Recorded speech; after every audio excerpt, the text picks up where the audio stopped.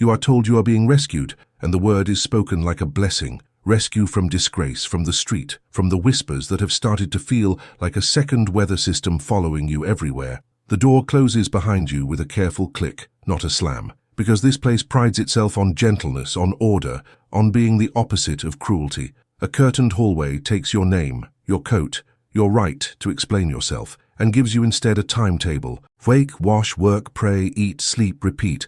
Somewhere inside you the baby moves, and for a second that movement feels like proof that you are still real, still human, still yours.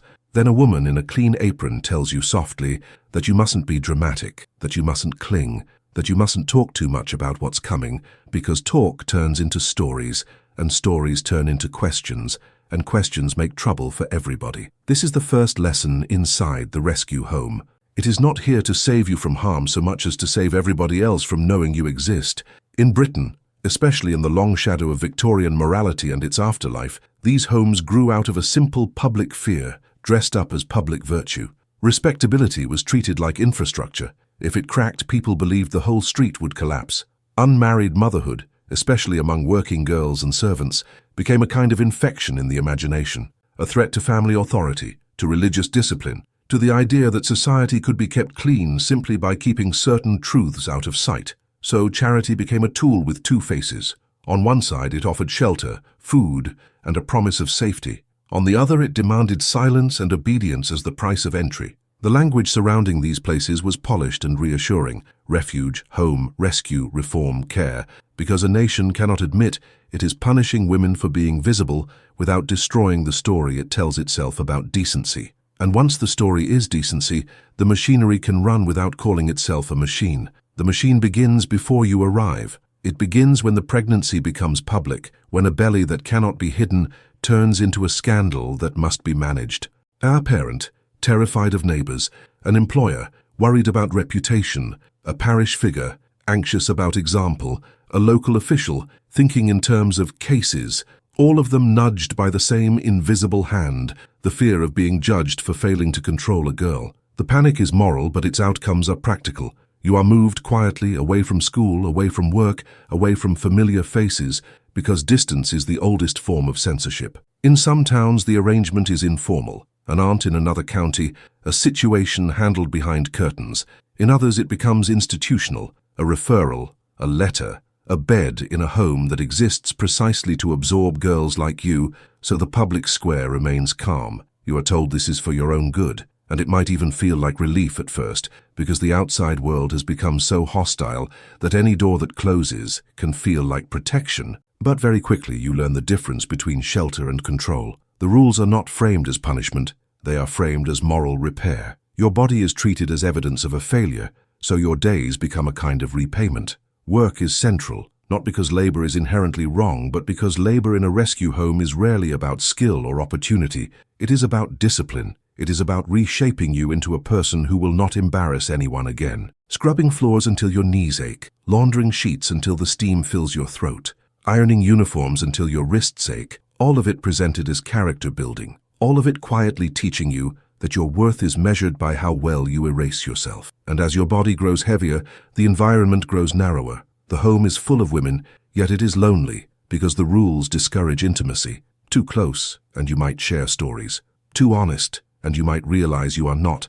Alone, too connected, and you might start to think this is not your fault. So the home breaks people in clean ways, isolating them, exhausting them, controlling their correspondence, limiting visits, correcting their speech, flattening their personalities until everyone starts to sound the same, apologetic, grateful, subdued. Even kindness can become a weapon here. A matron may speak gently while insisting you sign something you do not fully understand.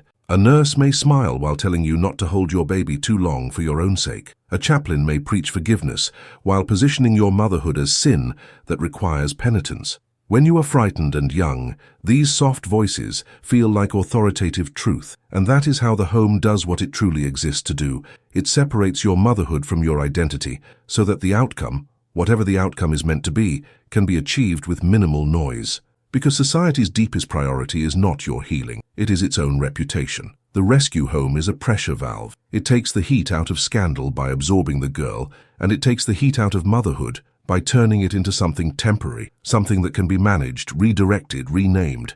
In some eras, the expectation is that you will return reformed, find domestic service again, pretend the pregnancy was a fever you survived. In others, the expectation is adoption, quietly arranged, framed as noble sacrifice and presented as the only responsible path back to a normal life. The home doesn't have to threaten you openly, because the threat is already built into your dependence. You need this roof, you need these meals, you need someone to sign papers, you need permission to leave. And you also need, desperately, to believe that the adults around you are not doing something unforgivable. So your mind starts to cooperate, not because you agree, but because cooperation is the easiest way to survive a reality that has boxed you in. The horror of the system is that it produces obedience, and then points to that obedience as proof that everything was voluntary. The home can point to your silence as consent. It can point to your signature as choice. It can point to your calm exterior as recovery. And outside, the town can breathe again, because the visible problem has vanished. That is what the rescue really rescues, the public story. The baby's movements inside you continue, stubborn and real, but even those are reinterpreted by the environment. You are told not to romanticize. You are told not to fantasize about keeping the child. You are told that attachment is dangerous, that love is a trap, that you must think of the baby's future in a way that conveniently aligns with what society wants. And as the weeks pass, you begin to feel a strange double life forming. On the surface, you become compliant, because compliance keeps you safe. Underneath, you become watchful, because something in you senses that this place does not want you to be a mother in the full human sense of the word. It wants you to be a lesson. It wants you to be a warning absorbed quietly into the walls, so respectable people can walk past without having to meet your eyes. And once you understand that, you realize the rescue home is not a refuge from judgment at all. It is judgment with a kettle on, judgment with clean sheets, judgment wearing the mask of care, an institution designed to break mothers just enough that society never has to admit it was afraid of them in the first place. The closer the birth comes, the more the home's language narrows into phrases that sound reasonable, but function like rails on a track. Best interests, stability, a fresh start, doing the right thing. Each phrase is a soft hand guiding you away from your own instincts, away from the messy truth that you can love your baby and still be terrified, that you can want to keep the child and still need help, that you can be young and still be a real mother. The home does not have to shout over your feelings. It only has to reframe them until you begin to doubt your right to have them. In some places, the home keeps detailed records.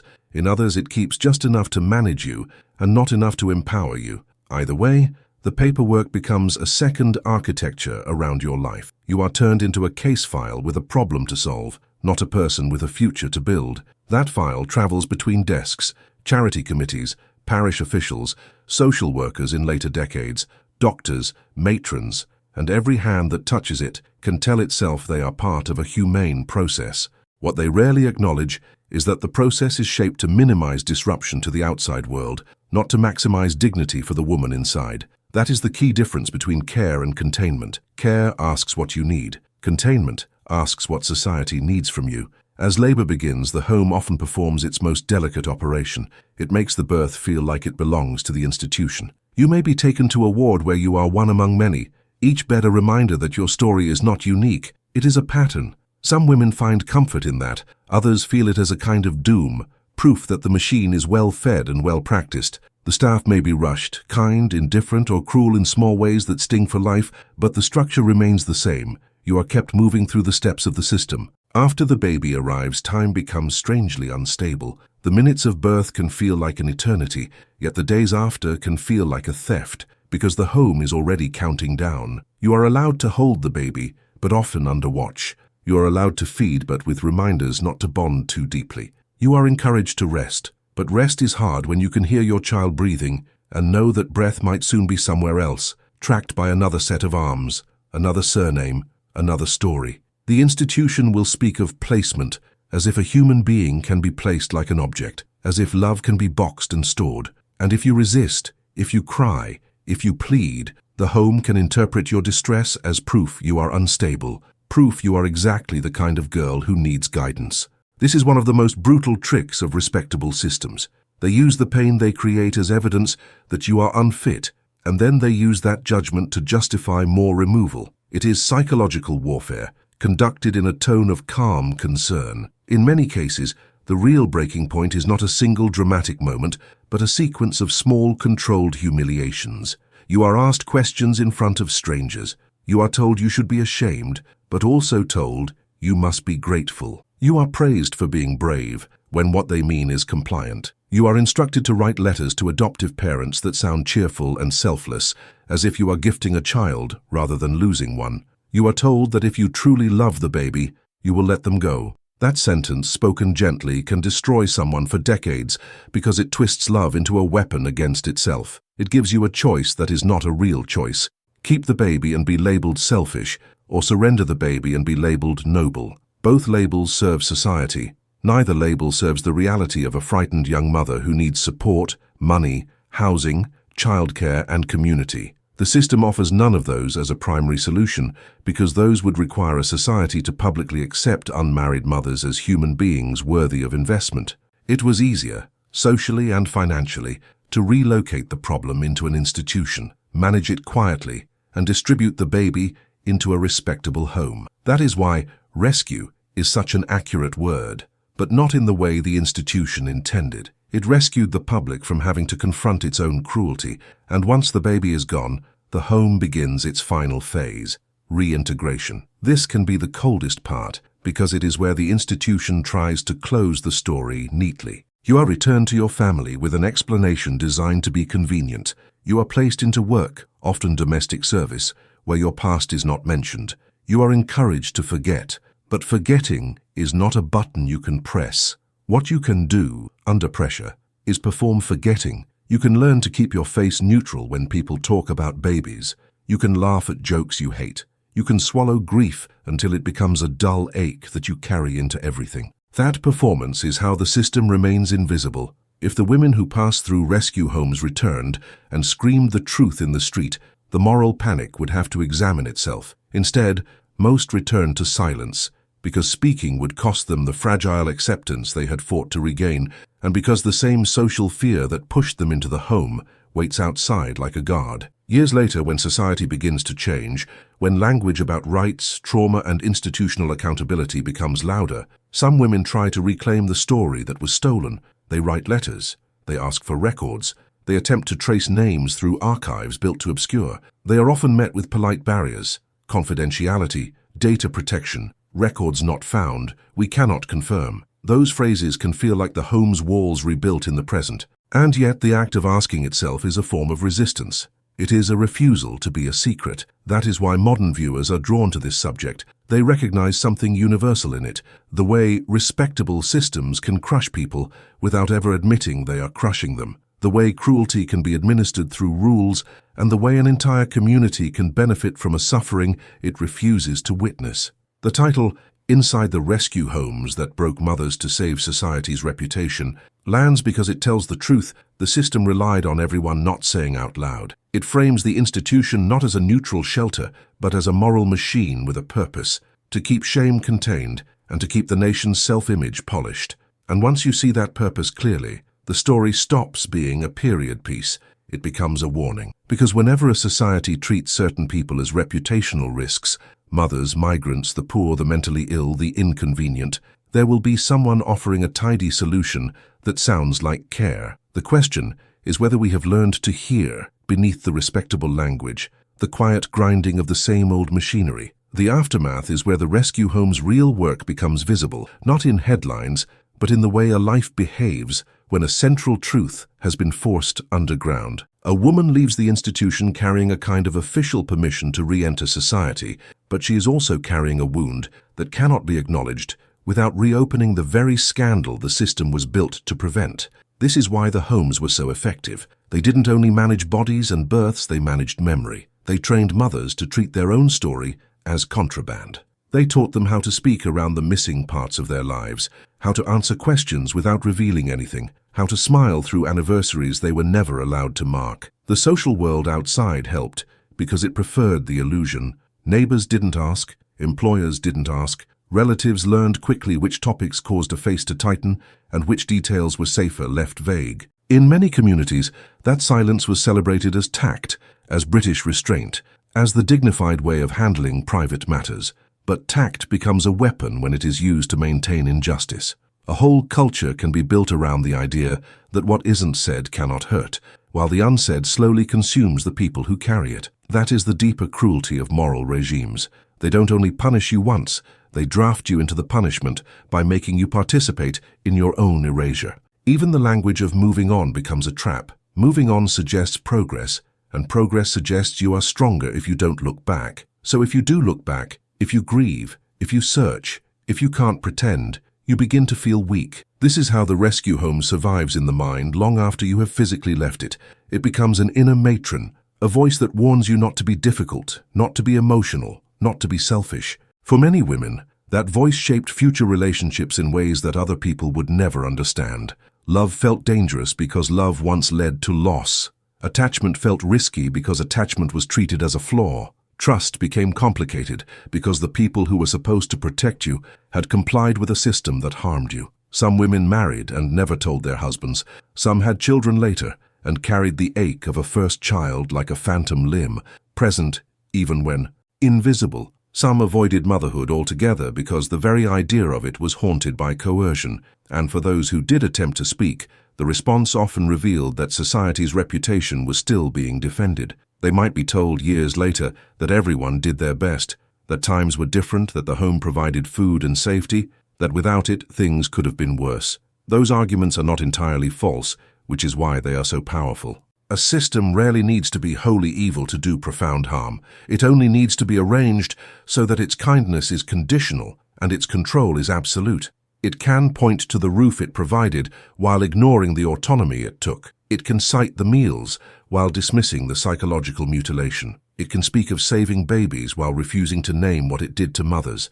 That is why the question of records matters so much. Paper is power. Names are power. The Homes knew that if a woman had full access to the truth, dates, signatures, decisions, the chain of authority, she would not only have a personal story, she would have evidence. Evidence turns private pain into public accountability. So the system learned to treat information as something dangerous, something that must be handled with caution, something that could not be freely given to the person it concerned most. In later decades, as law and policy evolved, confidentiality was framed as protection, and sometimes it genuinely was. But it also became a barrier that preserved institutional comfort. Many women seeking answers encountered not hostility, but administratively correct indifference. Forms, delays, missing archives, changed names, departments that no longer existed, charities that had merged, churches that had moved records, officials who said they were sorry, but could do nothing. Each obstacle carried the same message the home once delivered in person. Your need for truth is inconvenient. Your need is less important than the system's need to remain orderly. The irony is that the country's moral panic was always justified in the name of stability, yet the stability it bought was shallow. It was stability achieved by relocating chaos into private lives. Society looked calm because it exported its mess to young mothers and made them carry it alone. The world learned to speak about unmarried pregnancy as if it were a moral failure, while refusing to acknowledge the social conditions that made young women vulnerable in the first place. Poverty, unequal power, lack of education, limited contraception access in certain periods, workplaces and households where exploitation could hide behind class and authority. The girls were blamed as if they had acted alone in a vacuum. The men involved were often treated as shadows, sometimes unnamed, sometimes gently excused, sometimes entirely absent from the narrative. That absence is another form of institutional convenience. A moral panic needs a visible target, and young pregnant women were visible. They could be managed, corrected, made into cautionary tales. The system could affect them easily because they had the least leverage, the least money, the least credibility. And once you recognize that pattern, the rescue home becomes a symbol of something wider than maternity. It becomes a model for how respectability police forces operate. Pick a group that can't fight back, label them a threat to the moral order, build institutions that claim to help while quietly disciplining, and maintain the entire structure by distributing shame like it's public policy. That is why these stories stir such intense reactions in viewers now. Not because people are nostalgic for outrage, but because the mechanism is familiar. Modern audiences can feel how easily care can be turned into a corridor with locked doors and soft voices. They can feel how quickly a community can outsource its discomfort to a system that promises tidiness. And they can sense, uncomfortably, that the same logic could be rebuilt whenever fear rises high enough. Different issue. different target, same architecture. Removal, silence, control, and a public story that insists it was all for the best. If you want to understand why these narratives go viral, it's because they do two things at once. They satisfy curiosity about a hidden world, and they trigger a moral realization about how power actually behaves. They make the viewer feel the claustrophobia of an institution, while also forcing a larger question. If this could happen under the banner of charity, what else has happened under banners we still trust? And if a society once told itself it was saving women while breaking them, what does that say about the comfort we take in the word respectable? The rescue home might have closed its doors or changed its name, but the temptation that built it, the temptation to protect reputation at the expense of a person, doesn't disappear. It waits. It learns new vocabulary. It offers itself again as kindness. And history's darkest warning is that it rarely returns wearing the exact same uniform. It returns dressed in whatever the public wants to believe. If you follow the story all the way through, past the homes and their walls and their careful euphemisms, you eventually arrive at a truth that is colder than outrage and harder than anger. A society can commit profound cruelty without ever feeling cruel. That is the genius of reputational systems. They don't require hatred, they require consensus. They require the quiet agreement that some lives are acceptable collateral in the defense of a public image. The rescue homes were built on that agreement, and they lasted as long as they did because they offered everyone involved a role they could live with. Parents could tell themselves they were protecting the family. Clergy could tell themselves they were saving souls. Charities could tell themselves they were providing refuge. Officials could tell themselves they were preventing disorder. Even the women running the homes could tell themselves they were doing what had to be done, because to admit otherwise would mean facing the possibility that they were not caretakers, but operators.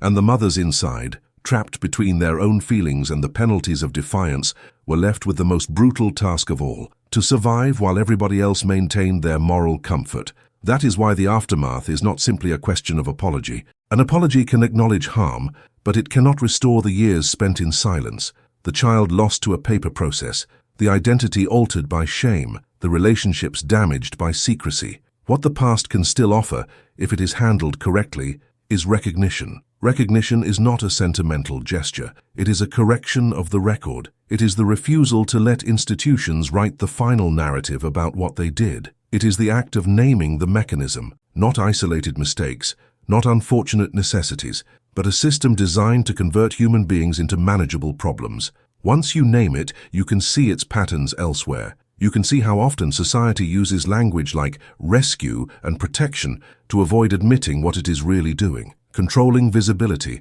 managing reputational risk, keeping certain people from disturbing the preferred picture of normal life. That is the uncomfortable continuity this story leaves you with. The homes were not aberrations floating outside ordinary life. They were part of ordinary life. They were, in many places, woven into the moral infrastructure of communities, supported by donations, referrals, tacit approval, and the shared belief that the scandal of an unmarried mother was worse than the pain of separating her from her child. The success of that belief depended on a kind of selective imagination. People could imagine the embarrassment of gossip because gossip was close to them. They could imagine the embarrassment of a family name because that name was theirs, but they struggled to imagine the daily reality of the girl behind the door because she had been removed from view and because her suffering, if acknowledged, would create a moral obligation they did not want. So the system trained them not to imagine her. It trained them to see her absence as a solution. When decades later investigations, testimonies, and archives begin to surface, they don't only reveal specific wrongs, they reveal how collective fear becomes policy. The story stops being about one institution and becomes about a culture of deflection. It shows how a moral panic can be administered with teaspoons and clipboards, with prayers and schedules, with "we're only doing what's best," spoken in rooms where the person most affected has no power to disagree. That is why the broken mother's part matters. Many people hear these stories and focus instinctively on the baby because a baby makes the injustice immediately visible, but the mother is where the full complexity sits. A baby can be framed as being given a better life. A mother cannot be reframed so easily. A mother's grief exposes the cost. A mother's memory threatens the narrative. A mother's anger, if allowed to form and speak, can turn a private shame into a public accusation. So the system broke mothers not necessarily by physical force, but by psychological shaping, fatigue, isolation, moral pressure, controlled access, and the constant suggestion that their feelings were evidence of their unfitness. The homes didn't need to destroy the body. They needed to weaken the center, the sense of self strong enough to insist, even under pressure, that this baby is mine, that my story matters, that I am not a stain to be scrubbed out.